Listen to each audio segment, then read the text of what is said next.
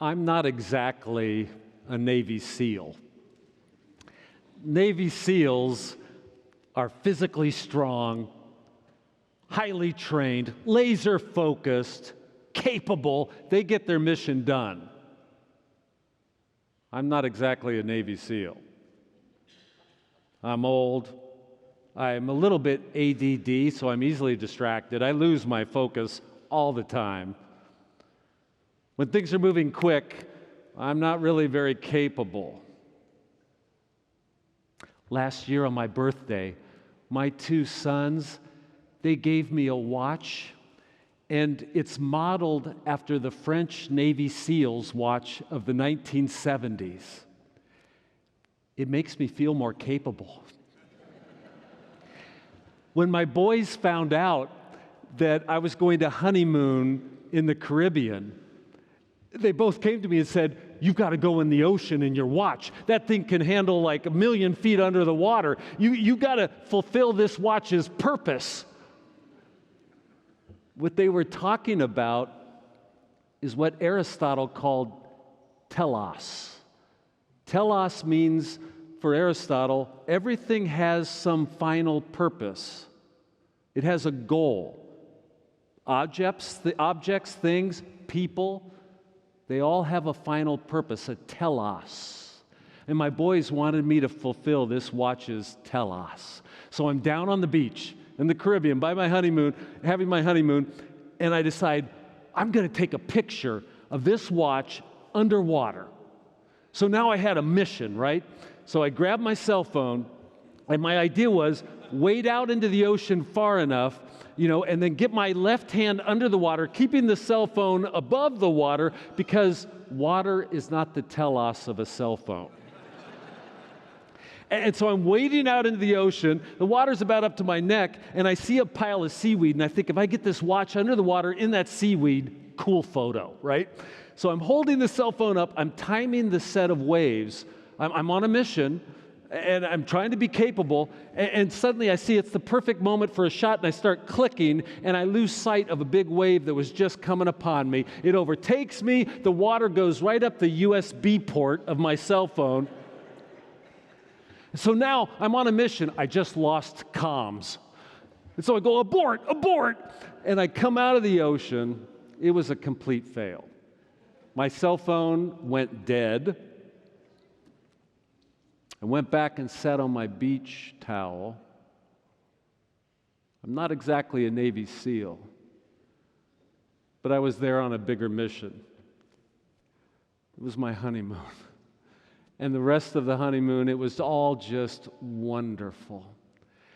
And I want to tell you that there's something different about a honeymoon late in life. There's something very poignant. You see, when you go on a honeymoon when you're young, it's all so much about what lies before you. It's all about potential and the two lives that you will be making, and it's about what will be the future, and it's very kinetic and energized, adrenalized. It's awesome. But a honeymoon later in life, Becca and I have had long careers. We've raised families. A honeymoon was something different, and it was so lovely. It was more about celebrating our love in the present, not about so much what will be. It was wonderful. It wasn't so much about proving yourself as it was being true to yourself. And I want to thank the congregation for all of your well-wishing and your celebration with me and allowing me to have a week off. We have felt very surrounded by love. Oh, and I'm pleased to announce Becca is pregnant.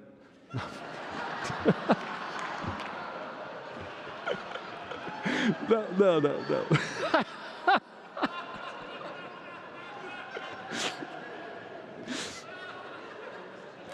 Well,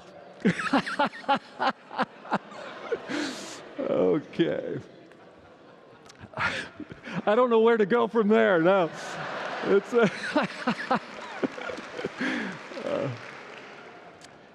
So I came back to my beach towel, And I'd failed in that mission, but was feeling all the love. And I grabbed my iPad on the beach, and I looked up what text was coming up, Scripture, for the service. So you got to know this. This is a thing with pastors. I mean, no matter what's going on, sermon's always coming. It's always in your mind. What will you talk about?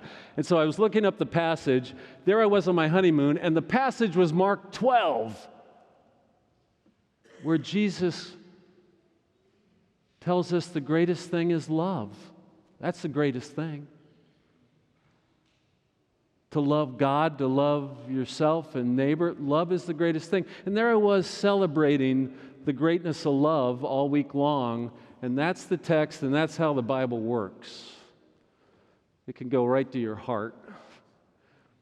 And I sat on that beach towel, and I began to reflect what to say this morning. So I want to give you some of these just beach towel reflections.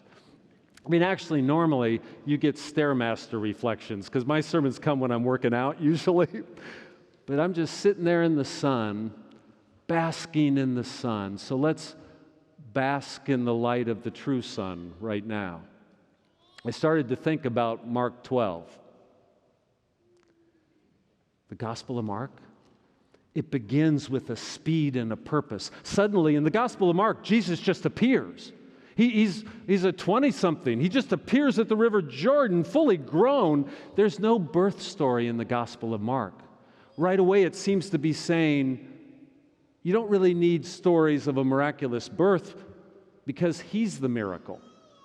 You'll see it right away. He's the miracle.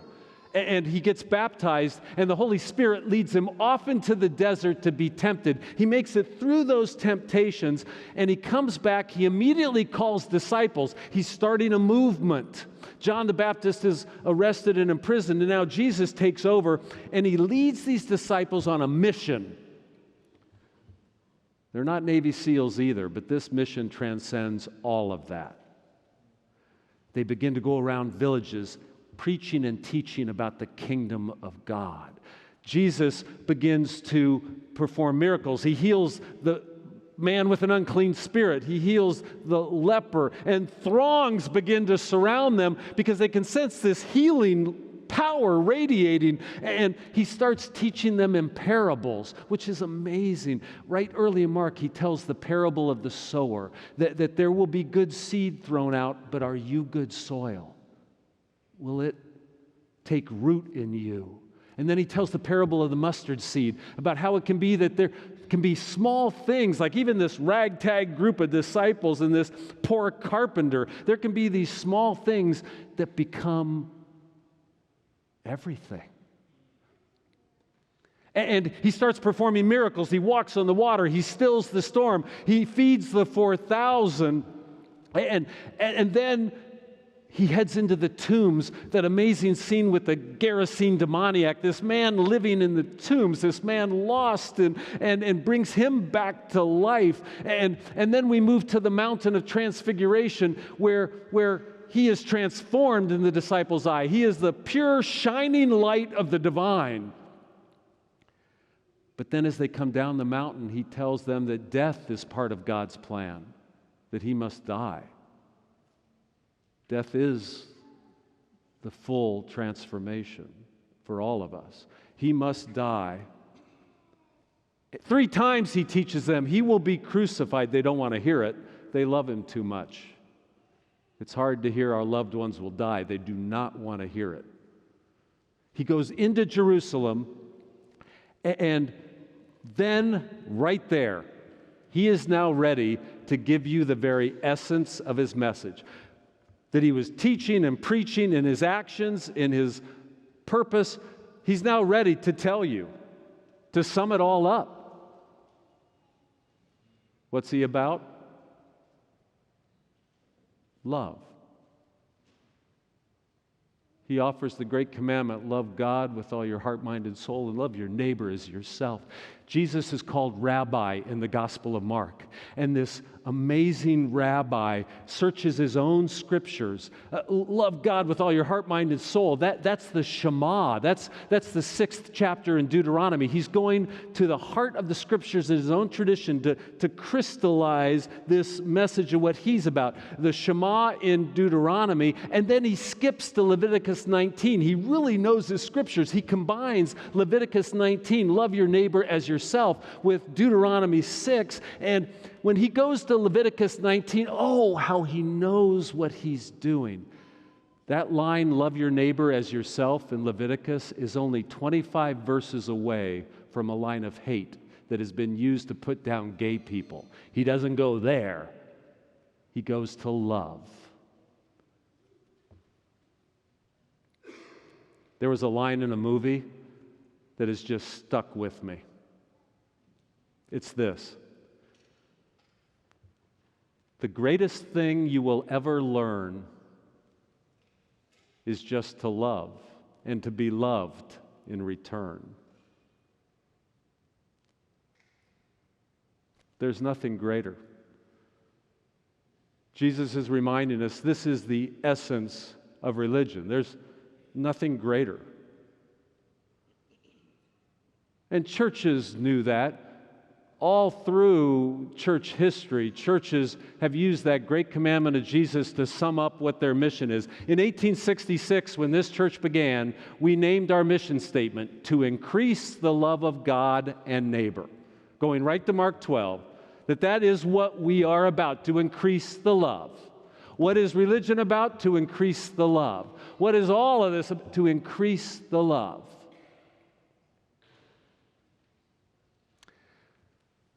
It's always interesting to me when I see churches hire these special consultants to come in and develop a new mission statement.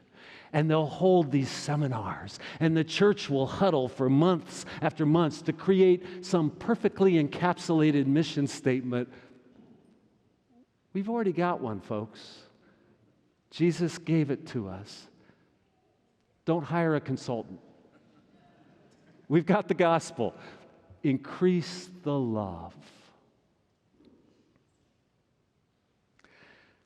I'm sitting there on that beach towel, and there's this huge iguana sitting right next to me. These iguanas are like all over the place down there. And this thing was big, and iguanas, they sit so still. He was sitting perfectly motionless, looking at me. I started talking to him. He didn't react. He just kept looking at me. And here's the thing about iguanas. They're also super fast. They're totally still until they're not. An iguana can run at 21 miles per hour. They move fast. Usain Bolt won the gold medal. He was going 27 miles an hour. An iguana would be just behind him. I'm looking at that iguana. But then I go back to Mark 12 in my mind. And I started to remember the great St. Augustine. In the City of God, he talks about ordo amoris. In the Latin there, ordo amoris, the order of love. You see, what the saint was telling us was that you're made to love. You are created to love. Human beings love easily. We're profligate with our love. It's what we do. But he said, Augustine taught, that we can love some things too much, and love can become disordered. We're made to love, but love has to be in a proper degree. But we get confused. So for example, it's okay to love things, material things. You should. Objects and possessions, they're beautiful, they're wonderful. You should love things, but not too much. He believed there was a hierarchy of love. It starts with love of self. You should love yourself, but that's not the highest. Then you should love others. It moves up his hierarchy. He lists a lot of other things. Then finally, loving God. And when Augustine says to love God, Theologians like him mean God is in the goodness of all things, in the pure goodness, that you have to fall in love with that pure goodness all around you. But we can love some things too much. I might lose my job right now, but I will tell you, we can love sports too much sometimes. See you later. Sports should be loved. I love sports. Most of my life has been about sports. It's awesome. But it should be ordered in our loves. Because if you love something too much, it squeezes out other things. Sports is great, but there's other important things. Like youth sports, we go crazy on youth sports. And we got adults all surrounding these kids that are just 8 or 9, and we spend all this time organizing sports for them. How come we don't surround them like when they're gardening and go, great tomato, or when they're writing a poem, or it crowds out other things? We should love things in due order. Ordo amoris. You see, Jesus in his great commandment is helping make sure we have it in order. Love yourself, for sure. Then love neighbor, and then love God.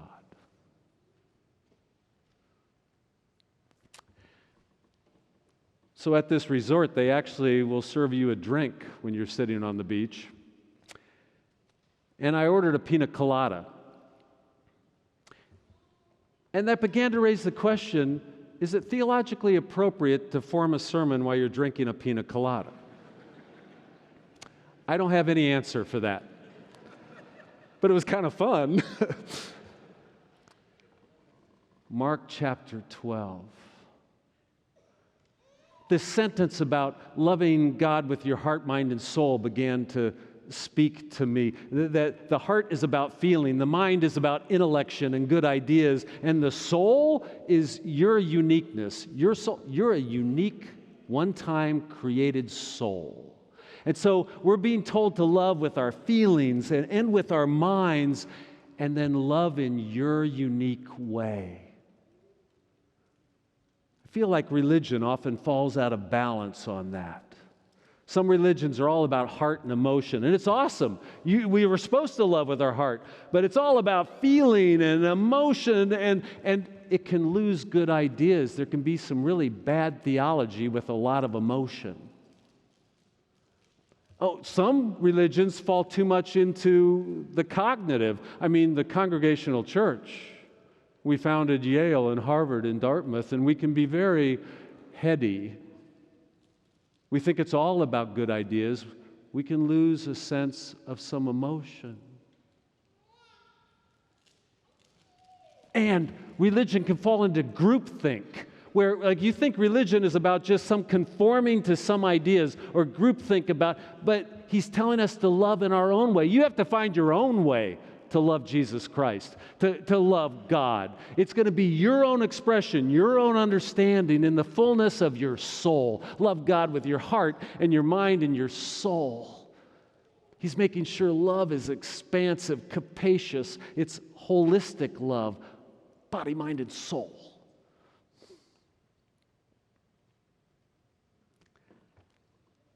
And then Becca and I went parasailing. I left the beach towel. And parasailing is like this super easy thing. Have you ever done it? They just strap you in a harness, and then off the back of the boat, you're just swept up into the air, and you're looking. Suddenly, you're way above the ocean, and I could see my beach towel way down there. And Mark 12, love always sweeps you to the bigger view of life, to a more compassionate view of life. And then after parasailing, I went back to my beach towel, and I remembered that there are some philosophers from the mid-20th century that believed it's essential to distinguish between what is a decision and what is a choice. It was a school of existentialism. And they thought that human beings, to be human, you make tons of choices. You're making a myriad of choices all day long, and you're mostly using rational means. You're weighing pros and cons, and then you just pull the trigger. You make a choice. You make a lot of them to get through every day. But they said a decision is something different altogether. A decision comes around only a handful of times in someone's life, a true decision, because a decision, unlike a choice, a decision will be what fulfills your destiny. A decision is what will make you the person you're supposed to be. My friends, we are defined by the major decisions we make in life. You will hear in churches all the time that you are supposed to make a decision for Christ.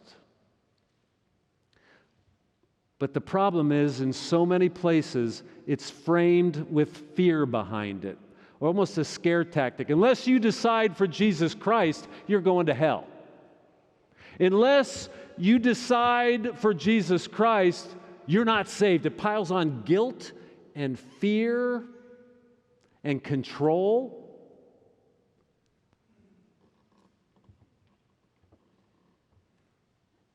But we know what Jesus is about. He just told us. He's about love. And so, in the wisdom of the church, when we say you must decide for Jesus Christ, we're praying that you decide for love. It's that simple. It's not easy, but it's that simple. Have you made the decision for love? You have been put, here's your telos. Here's your telos. You've been put on earth to love in some special way. Either there's some particular people in your life, there's some particular cause, or there is some unique way. You must decide for Jesus Christ. You must decide how you will love. I got to lay on a beach and think about my decision to love Becca. But in every way, I pray that you will decide for Jesus Christ. I love that sound. That's life, love, faith.